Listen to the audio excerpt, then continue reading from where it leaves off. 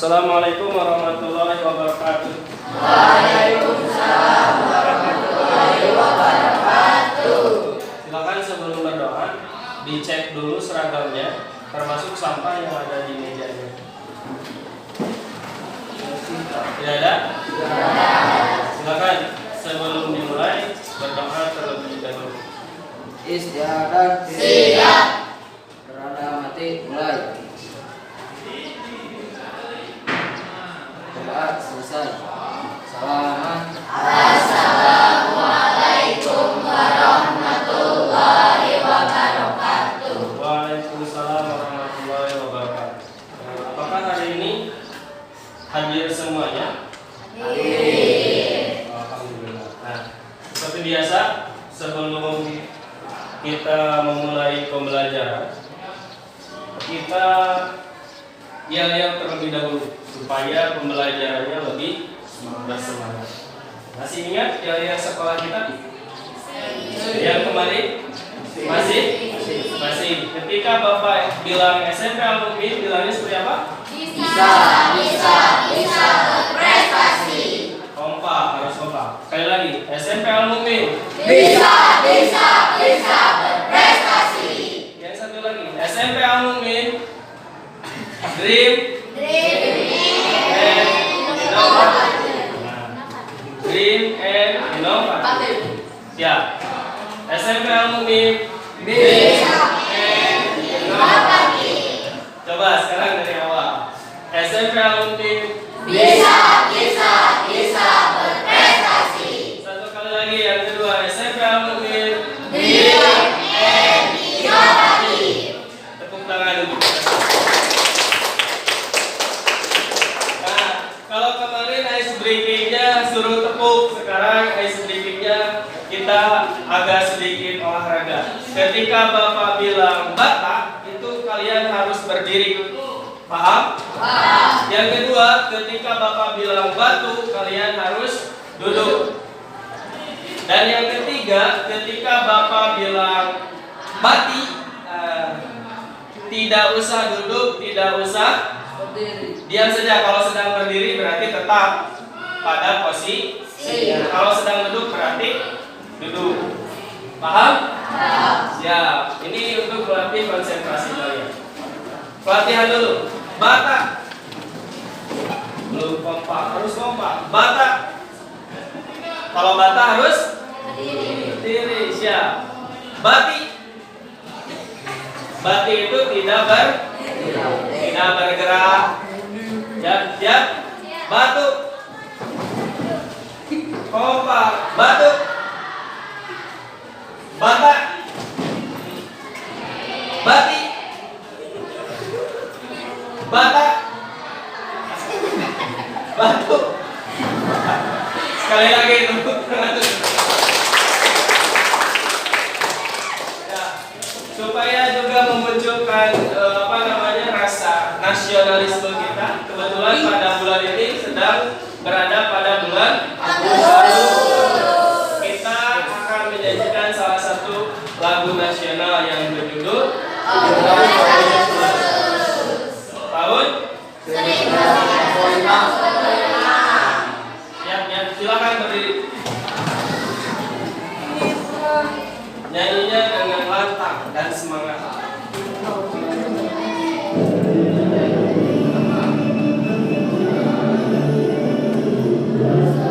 Tahun 45 itulah hari kemerdekaan kita. Hari merdeka, nusa dan bangsa. Hari Indonesia merdeka. Sekali merdeka tetap merdeka. Selama air masih dikandung badan.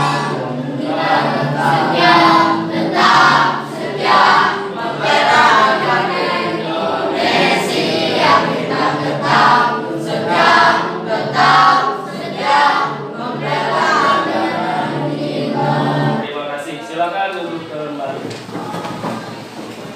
Nah, sebelum dimulai, Bapak akan memberikan pemahaman bermakna kaitan dengan materi yang sudah kita bahas sebelumnya, sekalian juga mengulang materi sebelumnya. Kemarin tentang apa? Makna sholat dan zikir. Makna sholat dan zikir. Itu di dalam Al-Quran surat Al-Ankabut ayat yang ke-45. Di sana Allah menjelaskan bahwa kata Allah, bacalah apa yang telah diwahyukan kepadamu, yaitu apa? Kitab Al-Quran. Dan dirikanlah sholat. Sesungguhnya sholat itu mencegah dari perbuatan-perbuatan keji dan munkar. Dan sesungguhnya mengingat Allah, sholat adalah lebih besar keutamaannya dari ibadah-ibadah yang lain. Dan Allah mengetahui apa yang kamu kerjakan. Nah, di dalam ayat ini Allah Subhanahu wa taala menjelaskan kepada kita bahwa pentingnya dalam melaksanakan ibadah sholat. Kemarin sholat itu apa? Arti dari sholat kemarin apa? Sholat itu secara bahasa ialah doa. Kalau secara istilah berupa ucapan, gerakan-gerakan dari mulai takbiratul ihram dan diakhiri dengan salam. Itu yang namanya sholat. Nah, yang kedua, ini Bapak kasih pertanyaan. Kenapa kita harus sholat dan berzikir? Ada yang bisa jawab? Silakan, semampunya saja. Kenapa kita mesti sholat dan berzikir? Yang pertama, apa Raisa?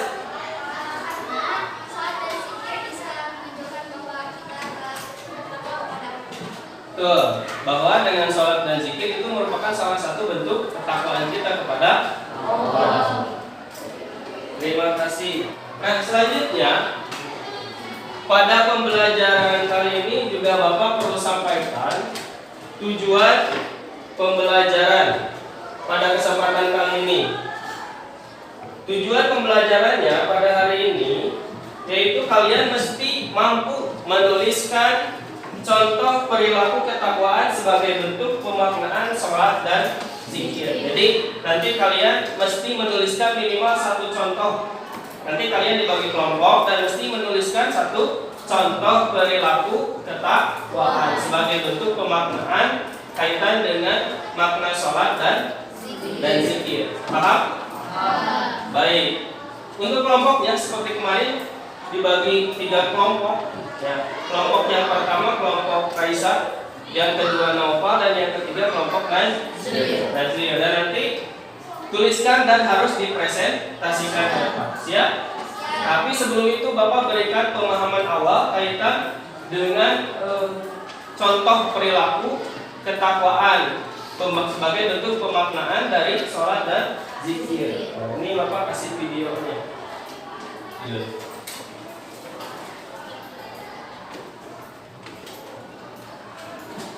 Silahkan disimak dan diperhatikan.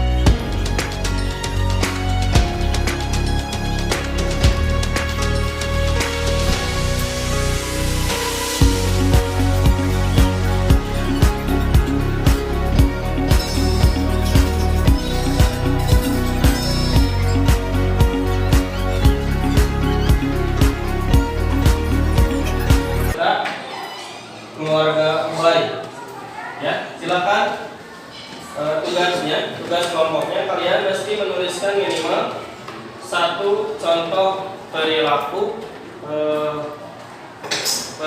ketakwaan sebagai bentuk pemaknaan dari makna sholat dan zikir. Silakan didiskusikan, Bapak kasih waktu 30 menit.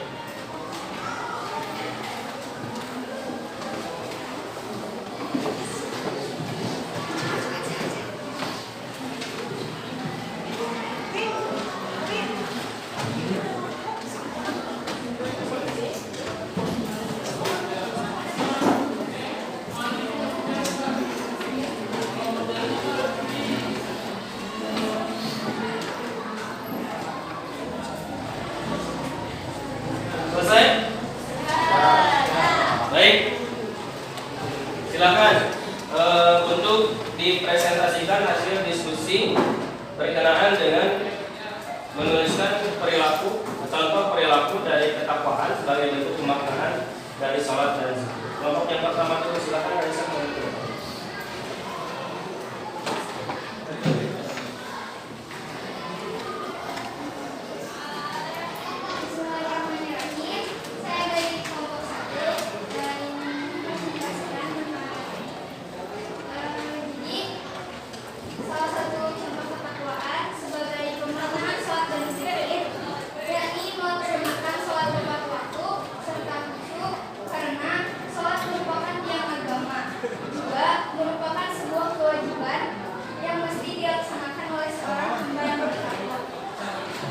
Ada pertanyaan? Silakan Naufal. Maka sholat dan zikir termasuk contoh perilaku ketakwaan. Nah, karena dengan kita menjalankan sholat dengan khusyuk dan berzikir, itu juga merupakan salah satu contoh kita bertakwa kepada Allah. Terus kali terima kasih, Raisa. Silakan. Jadi betul. Jadi salah satu ciri orang yang bertakwa itu diantaranya melaksanakan sholat dan zikir. Karena itu merupakan sebuah perintah dari Allah. Silakan kelompok yang kedua, Naufal.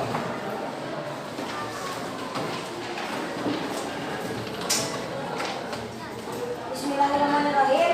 Salah satu contoh ketakwaan sebagai pelaku sholat dan zikir yakni membaca serta memahami Al-Quran.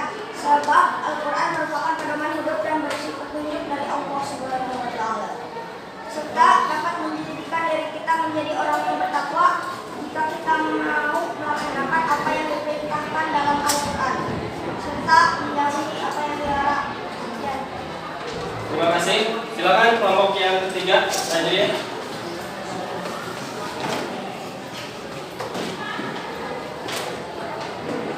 Bismillahirrahmanirrahim. Salah satu contoh ketakwaan sebagai pemakna sholat dan zikir yakni menjauhi perbuatan buruk seperti malas-malasan, mencontek, berpacaran, membicarakan kejelekan orang lain dan lain-lain. Betul sekali. Jadi yang pertama, salah satu ciri yang orang yang bertakwa itu melaksanakan ibadah kepada Allah. Caranya melaksanakan sholat, termasuk zikir.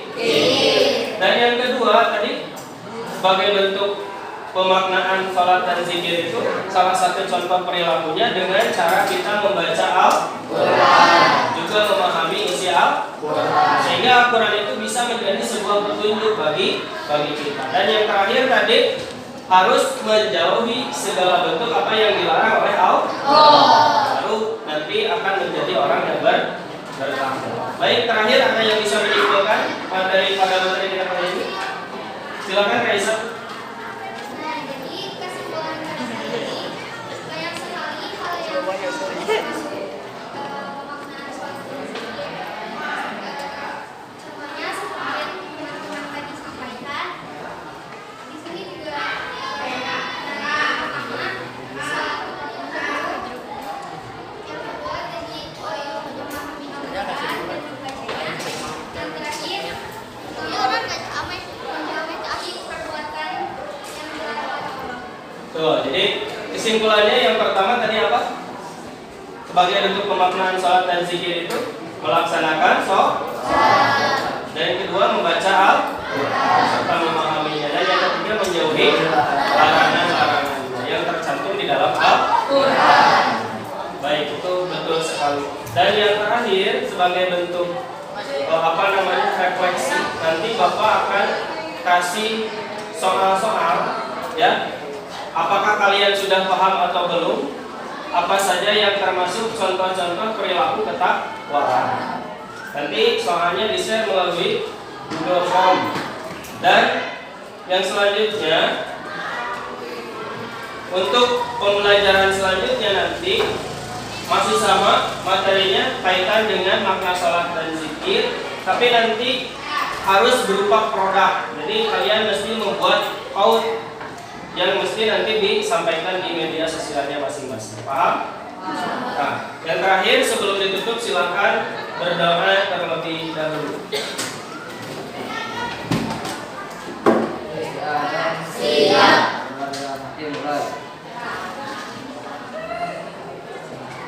Selesai.